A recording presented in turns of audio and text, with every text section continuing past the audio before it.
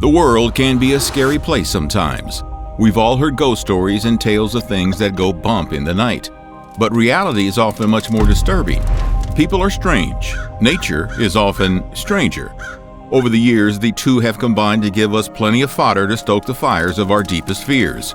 Welcome back to Nutty History. From mysterious disappearances to perplexingly terrifying natural phenomena, here are some of the most disturbing mysteries that will keep you up at night. Viewer discretion is advised for this video, as some of this video may be offensive or disturbing. We, the makers of this video, in no way support or condone the actions of the subjects featured.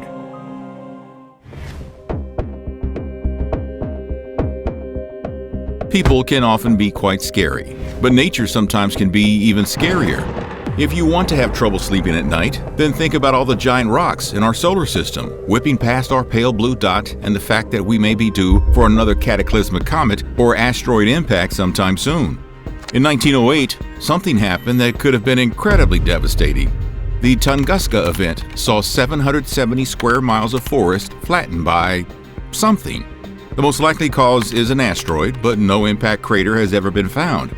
The leading theory to explain this is that the destruction was caused by something called a cosmic airburst, which happens when a meteor explodes after entering the outer layers of Earth's atmosphere and sends shockwaves down to the ground. Whatever its cause, the result was calamitous.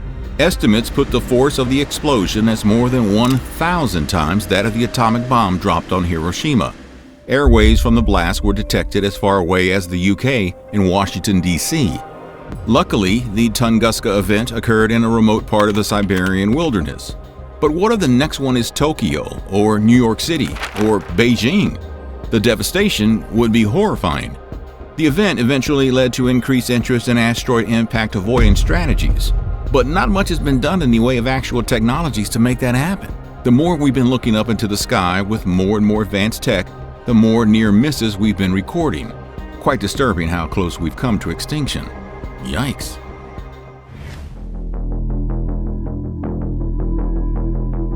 This next one involves the creepiness of unknown natural phenomena in a way you've probably never seen before.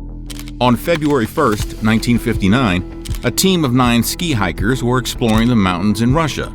They stopped for the night on the slope of a mountain called Kolotyakul, which is 3,598 feet above sea level, with a name that translates into Dead Mountain in the indigenous language of the people living in the region. It was an ominous sign for the mountaineers. They never returned.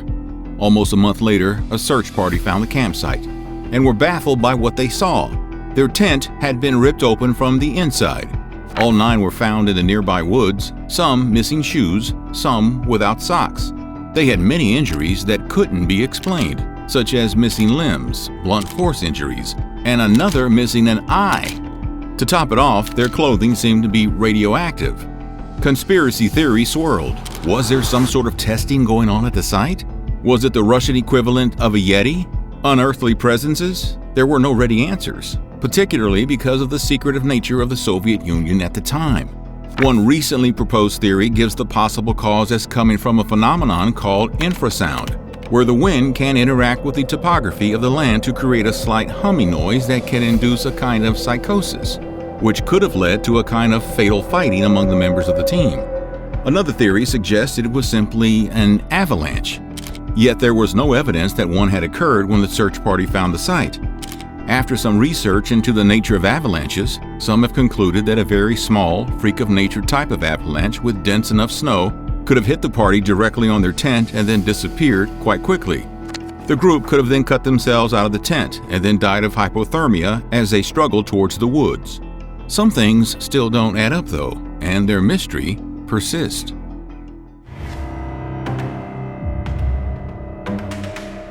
How about an unknown illness that causes complete paralysis while you're completely conscious? Encephalitis lethargica, otherwise known as sleeping sickness, hit Europe in 1917. By 1928, over 500,000 people all over the world had contracted the mysterious illness. A third of those who got sleeping sickness ended up dying. Half of the survivors experienced life basically trapped in their bodies, unable to move. Some scientists think that the mysterious sickness might be the result of brain inflammation caused by a rare strain of Streptococcus, a variation of the bacteria that causes the common strep throat. As quickly as sleeping sickness came, it went away. But then it resurfaced briefly in the 1950s. And as recently as 2004, there have been a few people showing similar symptoms. There's a very real possibility that this unknown and horrible affliction could pop up again.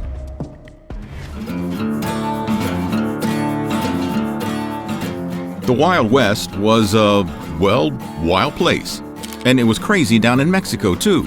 From the late 1800s to the early 1900s, an outlaw named Pancho Villa rose to become one of the leading figures in the Mexican Revolution. Villa started out as a common bandit.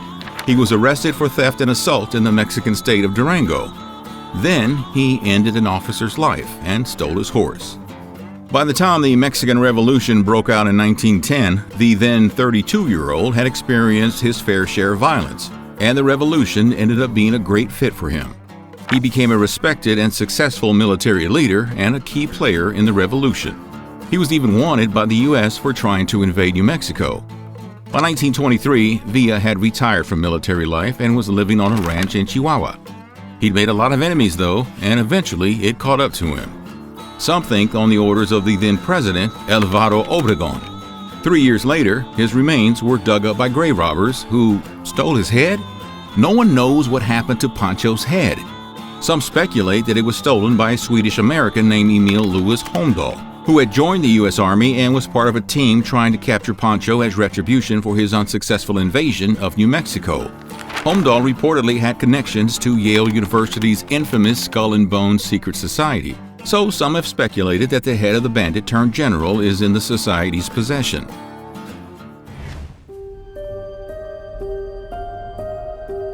In 1872, the British-American ship Mary Celeste was found drifting aimlessly in the Atlantic near the Azores off the coast of Portugal. It had been completely abandoned. The sails were tattered, some missing entirely. Most of the things on the ship were intact. It was fully stocked with enough food to last for 6 months. There were valuables, like a piano and a sewing machine. The occupants traveled in style. The only things that appeared to be missing were navigational papers and the lifeboat. The last entry in the ship's log was dated November 25th, 9 days before the Celeste was discovered. The crew was never seen again. What happened? It was not leaking. The sails were damaged. Those that were up and had not been furled were damaged. Aside from that, there was no real structural damage to the boat. But 10 persons, the captain, his family, and crew, had vanished without trace, leaving few clues as to their fate. All we know for sure is that the Mary Celeste left New York City bound for Genoa, with a crew of 9, including the captain, Benjamin Briggs, his wife, and their 2-year-old child. Theories on their disappearance have been swirling around ever since. They range from mutiny to a pirate attack to even an explosion caused by alcohol that somehow didn't leave any trace of burning. In the aftermath of the discovery, a trial was held in Gibraltar by the British government to figure out what happened because they suspected foul play. However, they didn't end up finding any. The crew of the ship that found the Mary Celeste, the Canadian brigantine de Gratia, were supposedly entitled to some insurance money for finding the ship. The British government was not entirely convinced about their innocence, though, and only ended up paying the crewmen 1/6 of what they should have received. We'll probably never know the fate of the unfortunate seafarers.